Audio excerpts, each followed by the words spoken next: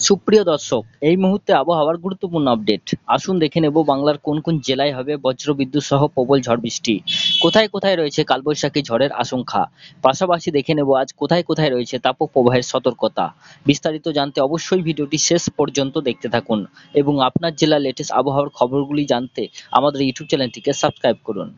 বর্ষা ঢুকে পড়েছে, কিন্তু দক্ষিণবঙ্গে বর্ষা আসবো আসবো করেও আসার নাম নেই। ফলে গলদঘর্ম দক্ষিণবঙ্গবাসী। সকাল থেকে রাত ভ্যাপসা গরমে জেরবার হচ্ছে মানুষ। শহর থেকে জেলা কোথাও স্বস্তি নেই। কবে আসবে বর্ষা, সেই বার্তার দিকে তাকিয়ে আছে সকলেই। দক্ষিণবঙ্গে বর্ষা কবে ঢুকবে তা এখনো স্পষ্ট করে জানতে পারেনি হাওয়া অফিস। তবে সম্ভবত 15ই জুনের মধ্যে দক্ষিণবঙ্গে বর্ষা প্রবেশ করে যাবে। আবহাওয়া দপ্তরের পূর্বাভাস অনুযায়ী মঙ্গলবার আবহাওয়ার তেমন কোনো পরিবর্তনের সম্ভাবনা নেই। তবে বুধবার থেকে বৃষ্টির সম্ভাবনা দক্ষিণবঙ্গের একাধিক জেলায়। বৃষ্টির পাশাপাশি 30 থেকে 40 কিলোমিটার বেগে বইবে ঝোড়ো হাওয়া। আগামীকাল অর্থাৎ বুধবার থেকে আবহাওয়ার পরিবর্তন হবে।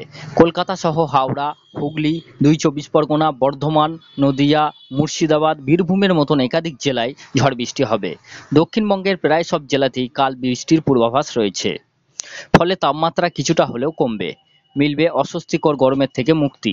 অপরদিকে উত্তরবঙ্গে নির্দিষ্ট সময়ের আগে বর্ষা প্রবেশ করেছে। আবহাওয়া দপ্তর সূত্রের খবর, মঙ্গলবার উত্তরবঙ্গের প্রায় সব জেলাতেই কম বেশি বৃষ্টি হবে। তবে আগামী কয়েকদিন উত্তরবঙ্গে ভারী বৃষ্টির কোনো সম্ভাবনা নেই। তাপমাত্রার বিশেষ কোনো হেরফের হবে না।